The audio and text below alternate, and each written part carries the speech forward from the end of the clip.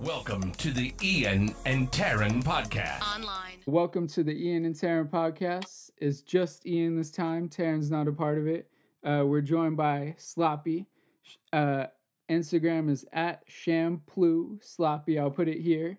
YouTube channel is at Champloo Sloppy. Check him out. Check him out. The only thing that's different is my gamer tag on like PC games and PlayStation. It's just Sloppy919. Sloppy 911. Sloppy 9. 919. Awesome. And are you on Twitch and all that fun stuff? Yeah. I do Twitch. I haven't been doing it a lot lately, but I Twitch with like some of my friends sometimes. Where, yeah, I mean, it seems like all the gamer dudes are doing that. I saw you on the Three Oak podcast, and you're like all about gaming and anime and all that stuff. And, yeah, bro, I love all that shit. And I felt like unattached to that because I was mostly into like car games, you know, like Midnight Club or like Gran Turismo or something like that, you know? Yeah. So it didn't feel like true gamer stuff like Halo or, anime or whatever. So yeah, I'm playing Shadow of Colossus right now. That shit's kind of weird. Never heard of that. Yo, it's a classic. Is it really? They remastered it. Yeah, they remastered it for the PlayStation. Man. I liked Midnight Club though, where you could customize the cars. That shit was fire. Yeah. My homie helped Lazarus out of Raleigh, North Carolina. He helped design the maps on that game. Oh wow. Crazy. Back in the day before people were doing that. He used to work for Rockstar, and the dude at Rockstar told him to pursue his music over working there because he was really talented and stuff. How did that work out? He's one of the best artists in Raleigh, but Raleigh's kind of like a trap in my opinion. Yeah, I mean, I don't know if that's the smallest city ever, but any small city, that's tough. Like, you really have to break out of it. Yeah, see, the city I'm in now, I live in Colorado. There's right. only 100. Yeah, there's only 150 people here. What? Yeah, there's not even a stoplight, bro. Damn, so you are the hood guy, right? You're the troublemaker? I stand out. Yeah. No, I don't cause no trouble. Actually, well, I mean, they perceive you as that, probably. They did, but I know everybody. I get along with everybody. They give me hugs at the store, and they love me, bro. Oh, that's funny.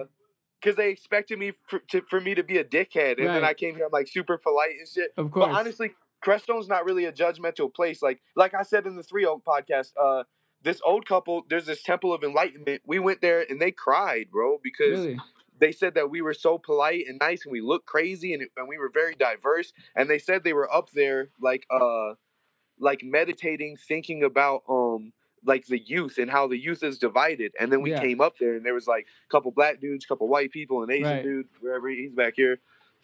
Yeah. Awesome. Yeah, it's tough. Like I've been to a few small towns. I was in Missouri, places like that, and I have tattoos. Like not as crazy as you, but like just having some tattoos, people look at you different. Like, oh, like I was at the airport and they checked me for gunshot residue. I'm like, what the hell? Like I was just eating barbecue here. Like that's it. Yo, crazy. That's funny as fuck. I feel like they never fuck with me at the airport, and I think it's because I look too stereotyped. So I'll just be like, are y'all doing this because of my tattoos? Like, keep it real. Like, yeah. They're like, there's no way he's gonna come in here riding dirty if he looks like this. Yeah, man. Yeah, I usually crazy. got a little butt on me on the plane, but yeah. And how is you're in Colorado, right? Yeah. And how do you like it? Like I'm in Cali, of course, but is it more free? It almost seems more free than California, as far as like weed and all that stuff goes. It kind of both have, because I come out to Cali a lot. I go out to like the Hollywood area, North Hollywood and stuff like that. But it kind of depends because like I feel like growing here is a little freer in some ways, but certain things aren't. Like I feel like they're less hard on y'all about smoking and driving. Like they're not gonna give you a DUI and take you straight to jail for that shit. They might be like, put that shit out, go home, or not even pull you over for it. Here, they're giving you a DUI every time. Oh wow! Just to prove a point. Yeah, just because it's legal here and shit. So they're like, they still want to make their money any way they can. Definitely. And I guess with that few of people, like, you kind of do have to set an example, so. Well, shit, there's one cop here. His name is Wayne. We don't have no problem with law. I'm talking about like Denver and like Colorado Springs and stuff. My town is kind of like excluded from all that Colorado shit. We do whatever we want here. Man. Like, Wayne is cool. Wayne pulled me over once. He was like, you don't have registration and shit. And I was like, yeah, I just drive it to town. He was like, well, don't let me see you on the highway with it, and stop smoking blunts while you're driving. Just let me go. And I was like, all right. So it's good and bad to have one cop because he knows you. I live in his old house. This house used to be his house. He has cameras in there and shit. Yeah, right. I don't care. I ain't got nothing to hide. God, that's funny. So you're boys with Jorfi, or you know him through like Instagram and stuff? I know him through like Instagram and stuff. Yeah. I haven't met with him personally, but we've discussed like him coming out to Colorado and chilling and stuff like that. Because I like that. I just had him on, and I feel like I was listening to a lot of your music, and I'm like, you guys would be a good fit, because he's maybe like more on the it's tough for me because I don't know new rap that much. Like, I'm only 27, but I guess I don't know new rap that much. So he's kind of more on the lighter side, maybe more melodic, and then you could come with the more like harder side, more like grimy, to say it like that. And I think that we would go well together, and I like his personality. He's a good dude. Yeah, both of you guys and both of you guys are like, I'm a rapper here, but as a person, I'm, a good dude, and I have good values and stuff like that, I'm rapping to do shit. You feel me? Like, I'm not just making music to make music. Yeah. What? All right. So, because I like a lot of '90s music myself, and earlier than that. What kind of rap do you listen to? Like, what's your favorite artist? I don't want to go like all '90s because I'm not that, but I'm Lil Wayne, like 100%. Jay-Z, of course, like Nas, of course, like I have to say Tupac, but I never was really like balls deep in Tupac, I mean, Yin Yang Twins, like all that stuff, what I mean? Yeah, exactly, bro. Fucking 3-6 Mafia right, shit. All that stuff. I say all the time, like, it's hard as far as like rap or hip hop dream collabs. It's either Nas or Outkast is who I would like to get on a track with. Outkast for sure, bro. Like, if I could get on a track with Outkast or Nas, that'd be like legendary. I know it's far, definitely, slim and shit, but I would like, bro. I wouldn't choose somebody new. I have more of a chance of working with some of these new artists than I do working with a legend like that. Definitely, yeah. And it almost feels like a lost style though. But everything progresses. Like every type of music, it's like 70s, 80s, 90s, whatever. Like it has to change. So it's just a part of the change, right? Things come and go, and you gotta learn how to go with it. Like I say, I like making different types of rap. I don't want to just make one sound. Right. And like, I don't know if that's negative or positive. I really don't. But that's just how I feel. That's what I want to do. So I'm going to do what I want to do. I like it. And and you were saying on the 3 Oak podcast, like now you could be yourself. I like your visuals. I like the sound that you have. I like you being you.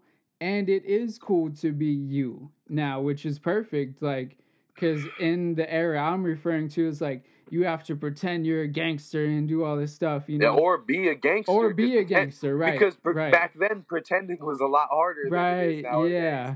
Because people will call you on that shit and real shit happens. 100%. And I didn't want to do the segue, but I think it's perfect.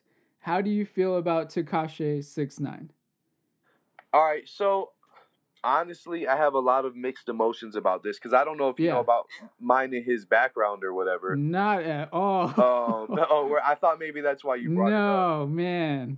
All right, so that's my go-to with anybody who knows rap because I have mixed emotions about it. Like, because I'm from this thing where it's like I was born and raised in Long Beach, right? So I'm like used to this. Like, if you're real, you have to be real. Real, yeah. Right. So it gets tricky. So what happened between you guys? All right. Well. For one, let me start by saying that nothing is solidified. So it's all just he say, she say, and this and that. Two, his music's fire. If he would just stick to making his music and his visuals, he'd be fine. That's undeniable. Yeah, using Bloods for clout and shit is whack as fuck because people really out here dying over that. It's like anybody that's using a gang for clout and has never done that or really never been a part of that, they're fucking whack because you could get you and your homies killed over something you're not even a part of. To me, it's like the best metaphor I have is it's like if I wore a Marine uniform to get money or something like that. You feel me? Like I like that. Like that's it's the same shit in my opinion. That's perfect. All right. But what happened between us is I'm cool with Zillakami and Sos Mula, and they have a lot of beef with 6ix9ine stealing their songs and this and that, whatever. I can't speak too much on that because it wasn't me personally. Right. But so he made a post about Zillakami, and I went on his Instagram and I just posted. From what I heard, bro, it really helped you get where you are. You shouldn't bite the hands that fed you. Right. Like it's all I said. I didn't go out my way. I didn't cuss. And the post got deleted, and then I received a message from another account, not 6ix9ine's main account, from another account that was dedicated to 6ix9ine, and it was like talking shit, like you don't know what you're talking about, this, that. Right. And then the account brought my dead sister. My sister had just died like a week before. My sister and my nephew. So they brought them into the message, like, oh, fuck your sister, this, that, and the third. Oh, wow. And I was just like, hell no. And from what I've heard, he does shit like that and he trolls. Mm-hmm. But like I said, it wasn't his account. It was a fake account, so I can't necessarily say it was him. I would like to see bruh, because if I see him and he recognizes me and he says some fuck shit, then we know what's up. Right. If he sees me and he acts like everything's cool, you're not going to say something about somebody's dead sister and then dap them up. Man. You feel me? Like, but if you're really about that life, are you going to go hard on someone's sister? Oh. Any of that. Like, it's going to be between me and you. I don't need to bring up anything about anybody else. Bro, I would never say some shit like that. I could not imagine. Because nobody would say, I don't care how big you are or how many people you have with me. You're not saying that to my face. No. You could have 10 people with you. I'm still punching you dead in your shit. Like, and they're... Like, I'm not a part of this life, of course, but there is codes to this stuff, and you're bringing in people that have nothing to do with this, so that it does make me think maybe it wasn't him, but I also don't want to give him credit. Exactly. It could be some crazy fan that saw me post it. The only thing that made me suspicious of it is that my comment got deleted, and then I received that. And then he had tagged me in a post later on somebody else's thing because I was like, I don't fuck with him. He DM'd me on some fuck shit. And he tagged me in it and put laughing faces under his real account. Yeah. So I was like, I don't know, though. I'll see what it is when I see bro in person. It's not something that I stress over, bro. And I'm not out here trying to be like on no beef shit. I ain't trying to be on no gangster shit. That shit is old, bro. That shit is behind me. I'm trying to be on this peace, love, harmony, and positivity shit. Much better that way. But speaking of that, like getting out of the abusive relationships, like with you're saying your stepdad on the 3 Oak. I don't want to get all into it, but how I grew up was straight up chaos every single day, and I keep thinking like, man, did that make me a better person? Maybe like. It's kind of really fucked up, but you're like, man, I learned what not to do. I learned what people are not cool with. You learn to look into yourself and see what's going on. Bro, how to treat people and stuff. I think that it's the saying, it's going to build you or break you is a big thing because hard times either make people great people or they make them the shittiest. And there's no median for people that had a hard life, in my opinion. But it's weird. Yeah, no, for real. Cause I don't know, I feel like some of the worst people are people that have never experienced shit. I can kind of tell like talking to people and dealing with people on a daily basis, like who's not been punched in their face? Oh, definitely. You know what I'm saying? Like, it's like real people, easy. people that have been punched in their shit know how to like talk to people. Like I've been punched in my shit. You know what I'm saying? You gotta respect people. Yeah. Like it's like, all right, so I know how to move because I've been punched in my shit. I've punched people in their shit. Like, you know, like if you've never been punched in the face, you think you could just say whatever you want to people. Like, that rich kid syndrome. But that goes to the question: what do you do? Say you start making rap money, just Bentleys, and you're just balling, and you have kids. What do you do? How do you show them the hard life? I debate on that because not that I'm not doing really well in life. Like I'm not rich or anything by I have those you means. on my podcast. I know that. Right. You're on my podcast. We're both not doing well. See, I'll always do shit like this, bro. I don't care, bro. Okay. Like, I'm the type of person, if I go to a restaurant, which is rare because I like cooking at home, and I saw somebody that recognized me, bro, I'd sit and eat a meal with them, bro. Like, who knows how much of their life that could change if they're a real fan. What if their parents just died, or they just broke up with their girlfriend, or they just are a depressed person, and then boom, I came in there, they were in there like debating on some other shit, and I just changed their whole perspective, bro. Like, I want to be able to help people, bro. I want to change people's everything, bro. I like that. I really like that. But if you're in a mansion, you got kids, and they're just like, Dad, what do you mean you won't take me in the Bentley to school? And you're like, bro, like you're walking. I'm not walking. Fuck you. And you're just like, what? Like, how do you? I have no idea how to deal with that. That's the problem I have because I have a daughter. She's just turned 1 in February. Yeah. And I think all the time, like, I make my money from home through music and shit like that. So it's like, she doesn't see me go to work like a normal person. Right. She doesn't see her mom go to work like a normal person. Yeah. Like we're chilling with her. You feel me? Like we clean the house and I take care of my stuff. Like I do mad house shit all the time because I like being productive. But I make my money through here by doing fucking beats and AMVs and pictures and shit. So it's like, I wonder, I think about that, like, damn, will she think like, you know, but then again, that's kind of how it is here in my town. Everybody's like that. They all make money from home. So it's not abnormal here. It's not like her French parents are going to be going to work every day. Like, but I do debate on that, like how to show her to still work. And I mean, she sees me go on tours. Well, she's only been alive for 1, but she'll see me go do more shows and on tour. So I still have a job. Like I just got off a tour. I was away from her for 3 weeks. That shit was ass. I mean, the tour was great. The tour was amazing. But being away from her was not ass. fun. I bet. Yeah. And you're with your girl?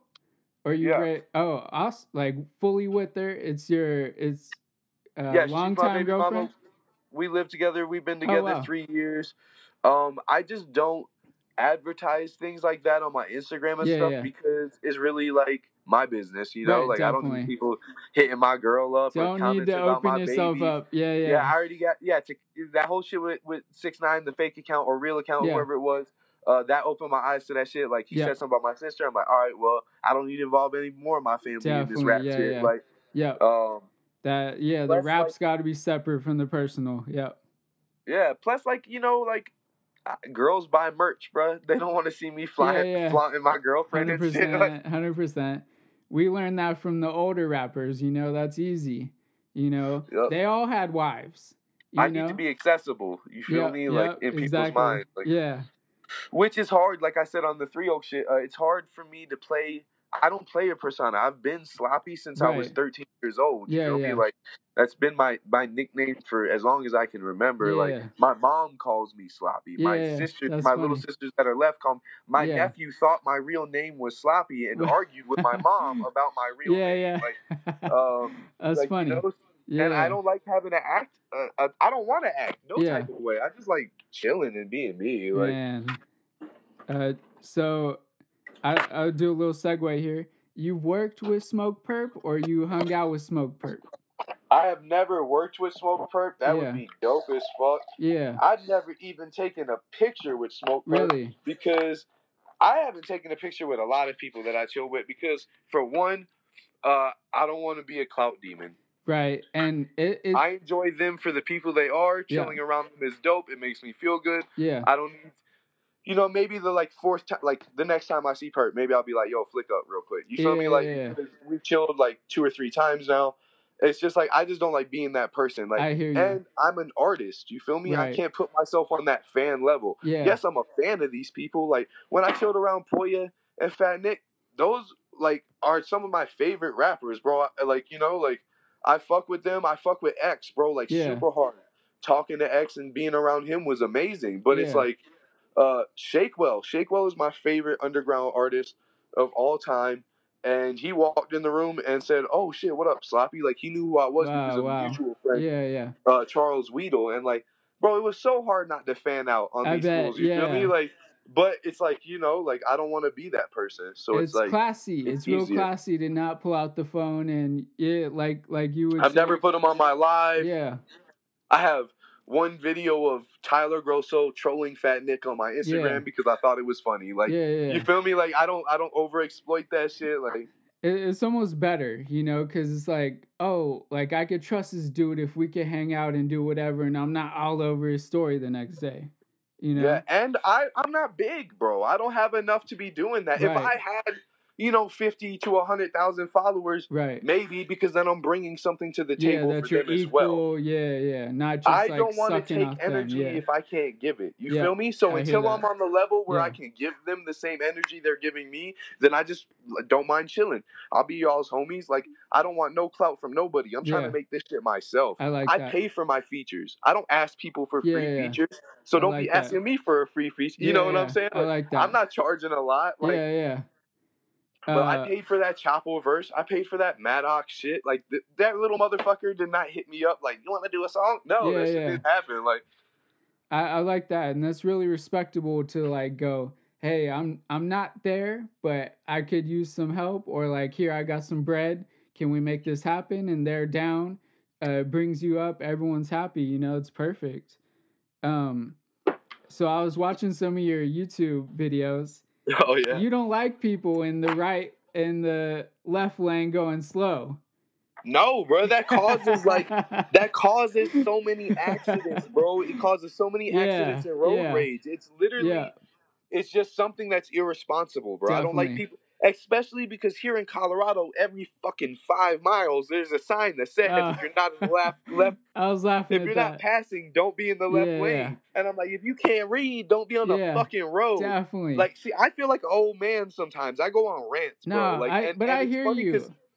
I hear you. I'm the same way. I look like a piece of shit. Like, yeah, I'm the same way too. It's like, oh, he's got plugs. He's got a hat on. Look at his tattoos. It's like, no, also put your shopping cart away, bro. Yes. You know what I mean? Like, I was like, I'm feeling all this right now. Like, it's not that hard. You took it to your car. Just, 3-4 cars away, put it away. There's one every 25 feet, bro. Not hard. They don't need to pay someone to go find these carts. Just put them where they're supposed to go.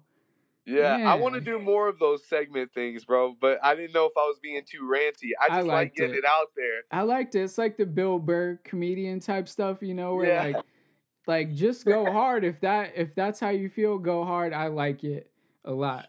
Right.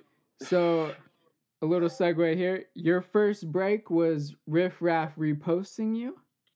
All right, so because I jump a step here. Yeah. And I feel really bad about jumping it in the last interview.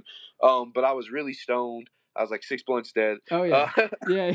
So it was like a progression of things. Like my real break was like Lil Toe. Lil Toe helped me. He's the one that brought me to Trapzilla's. I met Trapzilla. He's a fucking beautiful person. Yeah. He has a good family over there. Like, he's a good role model for these young rappers and stuff, especially with this anti-drug shit. Like, I really fuck with Trapzilla a lot. Yeah. He reminds me of me. Like, and it's hard to find people that are just genuinely trying to help others. Definitely. And shout out to Trapzilla. He got a baby on the way. I can't wait. I'm trying to send that motherfucker some more toys and shit. Nice. Yeah. I like that. But yeah, no, like, so Lil Toe reposted my shit. Yeah. And then Trapzilla reposted it. And now Riff Raff reposted it after Trapzilla. And Trapzilla used to like manage Riff Raff and shit as far as I know. So I'm pretty sure that's what led to Riff Raff posting it. And Trapzilla has a huge following on SoundCloud. Also, himself. you know what I'm saying? And so then, what were the numbers? And then a lot of my homies. What were the numbers before Lil Toe reposted it? Would you guess? You know, like, what was the progression? The first week, I hit like 9,000. 9,000. Then Lil Toe reposted. Or that was after Lil Toe. I would say he reposted it and Hope did the 9K at like 15. Maybe. Okay. 15, because I had people like Nick Prosper, Ted Giff. There was just mad underground artists that reposted that. I got a lot of love on that first drop. Yeah. It was inspired by a group chat. I was in a group chat for the Chive Center with all them underground artists, and they were like, I was talking about my life, and they were like, damn, bro, you should really make songs about your life. Yeah. And I don't really like doing it. Like, I want to do more because it puts people in touch with me, but it's hard to exploit certain parts of myself. Oh, definitely. You know what I'm saying? Especially with the darkness. Yeah, for sure. So, and it's like, that song's emotional for me. It's about my family fucking dying. So it's like, when I listen to it, it's sad. I don't like listening to that shit. I don't want people bringing it up to me all the time. 100%. And it's my best song. So it's like, fuck it. Like, whatever. Which I actually really feel that because like you, like I had problems with my dad. In 2015, he passed away, but we just made amends before that. Damn. So I'm like, fuck. Like, it was super dark for me, but it's like, it is really weird when they passed. It's like, what the fuck was happening? It's super weird to think of. But Trapzilla got you to 15K or Lil Toe got you to 15K? I can't remember. I can't really. I mean, it's around a year. Shout out to both. Like not that clear. But yeah, after they reposted, it just pretty much started getting reposted and spreading through little networks and this, that. And then that just brought a lot of attention to my page. I need to start dropping more music. My numbers are down right now, but it's because I'm not doing as much, like. That's the thing. I speak to comedians, and the thing is to write. You got to get up, write every day. Yeah. Even if it's like, this was shit, you got to write the next day, write the next hour, whatever. Like, make a schedule, like breakfast, write, whatever, just like every day so you get something on paper. That routine. Yeah, I made 3 songs yesterday. Oh, wow. Okay, you're getting there. Yeah. Yeah, and I just got home from tour. So, like, the first week, I was, like, just chilling with my daughter and shit, and then, like, just getting back in my routine. But, with me, it's more like, I also was paying for a lot of the shit. And right now, I'm going through some financial shit because I just paid off all my court shit to get that handled. But that's fun, isn't it? All that stuff is real fun. 25 grand fun. That shit was ass. I got similar situations, community service and all that good stuff. I paid it all. They just hit me with a bunch of fines and probation fees, and they said if I paid it all at once, they would just let me go. And I was like, all right, here you go. Nice. Like, fuck out of my face. You're getting there. Yeah. Right. But yeah, like, cause I was paying for Instagram promotions, I was paying for reposts, I was paying. So I do know. Yeah, my plays were higher, and now I'm not paying for that shit. Yeah. I don't have the bread like that. Like right now, in the last 24 hours, I got 200 plays, which is ass, bro. I used to get like 1,000 a day. You feel me? Like, well, yeah, 200 I hear is you. So straight. I hear you, but I like 200 also over here on this side. Right? Yeah, exactly. I was gonna say 200 is not bad, bro. Like, 'cause there's some people on SoundCloud that don't have 200 on a song and it's been out for a minute. Yeah, for sure. And these are all old songs that are still getting played. Yeah. I haven't dropped anything in a month. Yeah. I need to drop something. I try to drop at least 1 or 2 songs a month.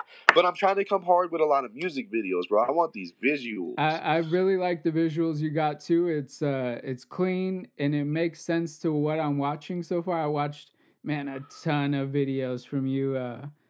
I appreciate that. I imagine like Jorphy, these ones I'm gonna say, you're gonna be like, oh, that's old, but Hit a Lick, Peak, Mizu, Trap. I was watching those. I like all those.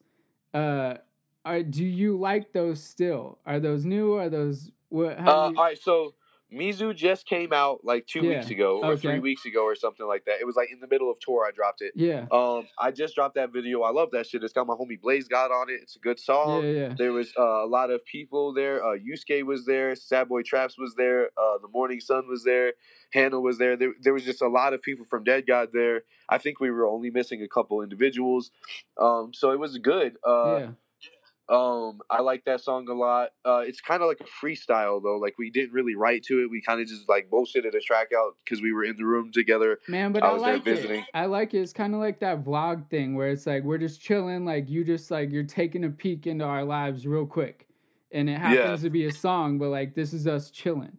You know, like you're on the balcony with the water. I'm just like, this is perfect. We were literally smoking blunts, dehydrated, cotton mouth, and my homie, we were listening to the beats, and he was like, "I really need some water," and it kind of fit, and we were like, "Let's spit it," and we just started rapping. Like, I like it. Hit the lick. Yeah, hit the lick. That's my first ever music video. First ever. That was official because I've recorded music videos myself. Yeah. That's not shit. Where my friend held a camera, you know. Yeah, of course. But that was by Charles Weedle, the most fucking slept on videographer of the underground, bro. I can't wait for that man to break through. What was his name again? Charles Weedle. I could probably get him on here with you too, bro. He's got a huge like collaborative of people that work with him. There's definitely a lot of names that he works with. But hit the lick on his channel, man. That shit is all right. I don't like the song that much. I like the hook, but I rushed the verse because we were trying to shoot a video and I didn't have anything right then. So I was like, here, let me write something real quick, and we did it right then. Like that was like a 4-hour process between writing, recording, shooting the video. Like all of it got done in like one shift, real quick. Yeah. A lot of artists feel that way, though. They're like, especially that's your first video, like, there's no way you're going to like it. Well, the video's so amazing. Like, I love the video, personally. The video's fire, but I don't like my verse as much. Like, I just wish I wish I could have took more time on it, but I was feeling rushed. Not because of anybody, but just because I wanted to get it done. But the video's great. It's got like 7,000 views, which is fire. Yeah, definitely. Because I don't have a big audience on YouTube. YouTube's hard, bro. I got to figure this shit out. Oh, you don't need to tell me. Yeah. Man, it's so hard. People don't give a fuck. Like, they really don't care. It's a rough audience. You're lucky, though, because you're making music. It's like, here's my 3-minute piece of art. I'm like, here's my 30-minute piece of art. Like, try and check it out. They're like, I don't give a fuck about this. You know, it's so hard. Like 30 minutes. Like I watch YouTube videos. I'm like, ooh, 2.5 minutes. Ooh, I don't know. Like, you have a 3 to 5 minute attention span usually 100%. With like certain videos. Yeah. But like with podcasts, it's a little different because people go into podcasts knowing what they're getting into. Yeah, like, and I watch 3-hour-long podcasts with Joe Rogan. I watch 1.5 with the fighter and the kid. You know, all that stuff. So it's kind of different. It's like it's a weird audience. It is for sure. Yeah, I think good conversation plays a good part though. People like hearing perspectives, man. And that's just regular. I mean, that's what podcast listeners are coming for. Yep. Perspectives on something. Yep. And it's better than like, hey, where'd you get the name Sloppy from? You know, it's like, let's talk about your life as a kid. You know, it's like, what the fuck are we talking about? Stupid. Right. I just got a little news update. Apparently, there's a active shooter in the YouTube headquarters. Right now? Right now. Isn't what that the crazy? Fuck? Yeah. How do you feel about all this like gun violence and stuff like that? I don't want to put you on the spot. I personally feel like it. I know it's like controversial. I feel like the more guns we have, the better. Like, if more people were armed, the less of a chance of people, you know, thinking these kids are targets. I feel the same way. I feel because like this is a thing. Even if you take away all the guns, you're not going to stop bad people or crazy people or mentally unstable people. And bombs. Bombs have been illegal. Make a bomb. They can still fill a jug with gasoline and light the whole fucking place on fire. A bus, whatever. I think that more teachers should be armed and shit. And, you know, hopefully everybody at YouTube's is straight, like whatever's going on. But just saying, if they were all strapped, somebody would have shot that person. Exactly. And you can guarantee none of them are strapped. Yeah, exactly. And that's the problem. And they could be handling that right now. Like, people rely too long on the police because like they could take forever, bro, and you're sitting here, it takes 10 seconds to die. They won't go in. The cops won't go in if they know they're gonna die. They're humans too. Yeah, exactly. You know, that's crazy. And on a lighter note, apparently, you know, the Birdman Lil Wayne beef over the Carter 5, all that stuff. Yeah. Apparently, Wayne's going to be able to get Birdman to open up the books about the 100 million that's been missing. So maybe it might go the right way, because I'm sure, like you, everyone feels like that's fucked up, and we know who's getting wronged in this situation, you know? Yeah, no, 100%. He's such an artist too, and he gave us so much. To screw him at the last little quarter mile of his career, like, not to end his career, but like, he's such a legend. You're really gonna fuck him at the end? Yeah, bro. And you know what? Like, I feel like I forgot about him a little bit because he's fell off, like, in relevance. Yeah. I really stopped listening to Wayne after the Carter 3, though, personally. Oh wow, yeah. I still heard his songs and stuff, but like the Carter 3 was the last thing by him that I really like remember bumping like religiously. Definitely, you know? yeah. Carter 2, obviously amazing. I just heard Dedication 6, which was pretty much him like super leaned up, like just that southern like deep voice, like slow. It was super weird for me, but maybe it's good. I don't know. Right. Maybe it's yo, what's all right, so because you're so big on Wayne, what's your point of view on that whole conspiracy about Gilly the Kid writing his lyrics? I don't know it, but I gotta say, like, say a Beyonce, say maybe a Jay-Z, like, when you're at that level, you can give someone 10 racks and get a bomb song, like a Rihanna. You know, she has people write for her. I do not care at all. Yeah, for sure. I know Lollipop by Wayne was not written by him, but I love that he did it and it fits him perfectly. And the way that he performed it and etc. Yeah, okay. And I think it fits him. I have no problem with ghostwriting. I just think that it's something that I don't know. Should be claimed. It's kind of like it's just kind of like you have to give that person some kind of credit. Like, oh, definitely. Yeah. You know, I don't know. Like, I feel the same way about comedians. I couldn't do it probably because I like my art and my words and they mean a lot to me. You know what I'm saying? You say that, but when you get busy and you're on tour and you're like, I need to crank out an album, you might do it. That's exactly where I was about to go with it. Yeah. And then again, if somebody hit me up right now, it was like $10,000 for the most fire verse of your life, they would get it. You feel me? Like, and it's written for you, so it'll be from your perspective, basically. So you never know. That's why I always go. Even comedians have people write for them. So, you know, maybe when you make that money, it doesn't matter as much. Yeah, exactly. I've been thinking about dabbling in that field a little bit, to be honest. I don't think it's a bad idea. Comedy's fun, bro, and I have a lot of funny ass stories that have happened to me in my life. You could use the N-word too for other people. Yeah, right. I actually, that's funny that you say that because I think all that shit's changed, bro. That word used to have no power when I was growing up, but now it's offensive and shit. Like, it's whatever, yo. I don't say that shit. I don't fuck with it. But right. No, I hear you. Like, I'm from Long Beach. That was my name. You know, like people call me that, like, dude. You know, it's weird. Exactly. No, that's what I was to say. It was a mannerism in my life for a long time, but you got to be like water, bro. If it's inappropriate now, it's whatever, definitely. bro. You ain't trying to smack nobody over no word, bro. Gotta respect it. Yeah. All right, Sloppy. Enjoyed having you on. This has been amazing. I'll send you the link. Yeah, facts, bro. Hell yeah. Enjoy the rest of your week, bro. You too, brother. Hit me up whenever, man. Yeah, for sure. All right, bro. Peace. All right, that's been Champloo Sloppy. CHAMPLOO Sloppy. Put it right here. YouTube, same thing. Follow his Twitch. Follow his gamer tag, Sloppy919. Happy to have the dude on. Really smart guy. Been kind of crazy. I didn't imagine I was going to get a thing about a shooting at YouTube headquarters, but sure did. You guys have a good rest of the, let's say, Wednesday. All right, guys. Been the Ian, not Taryn podcast. See you guys later. You've been listening to the Ian and Taryn podcast. See you next week. Goodbye.